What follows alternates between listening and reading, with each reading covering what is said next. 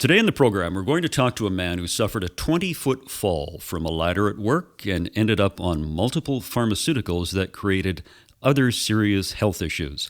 And joining us to tell his story is Ron McNabb of Ontario, Canada. Ron, good of you to be here. We appreciate you telling your story. Thanks very much. And thank you for inviting me on the show to tell my story. Now, If it can help one person, great. Perfect. Let's start by telling us about your accident. When did it happen? It happened in 1998. I was at work, working at a restaurant, servicing the equipment and that there for the kitchen, and came off the roof, and the ladder slipped out from underneath me, and I went straight down onto asphalt, smashing my right ankle. And didn't have any back issues at the time, but over the years, that came into play. Now, what about your ankle? That's quite the fall. Mm-hmm. Yeah, it was. It was quite the fall. It happened out about 2 hours away from my home. I ended up going to the hospital. They ended up saying, "Oh, it's probably no big deal." They sent me back home.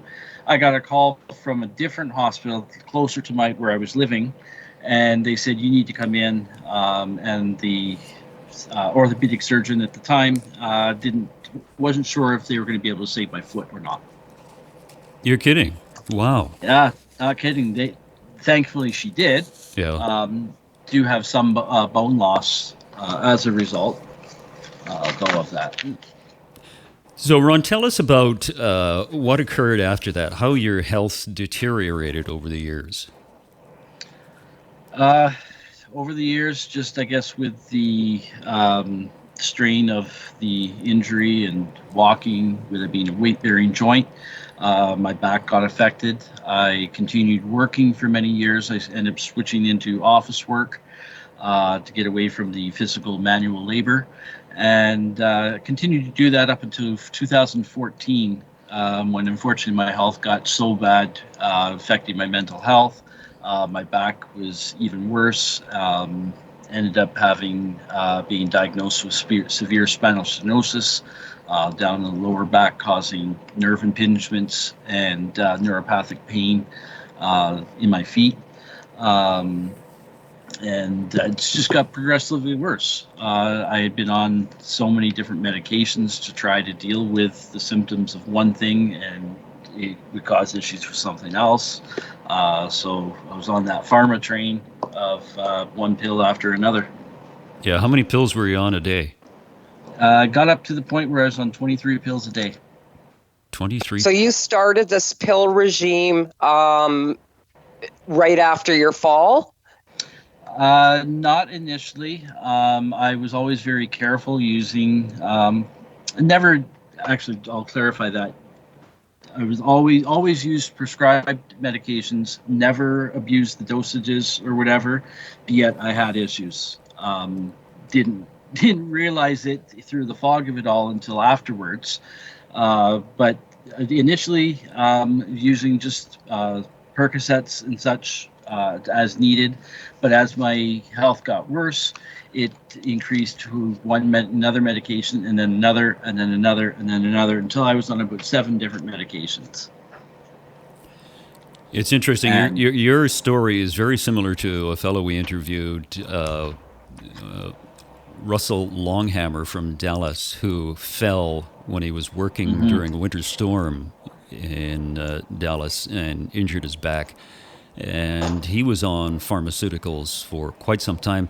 He was on so many, as a matter of fact, that he ended up with heart issues. And the doctor blamed his opioid use. The doctor was the one that recommended it.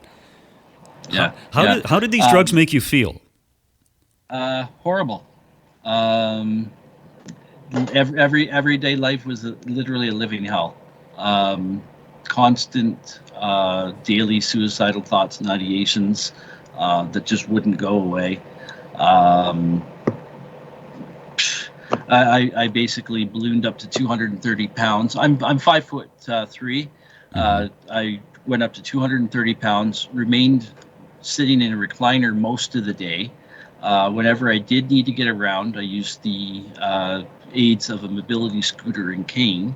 And even then, I would still have falls based on my back giving out on me. Um, it was certainly no way to live.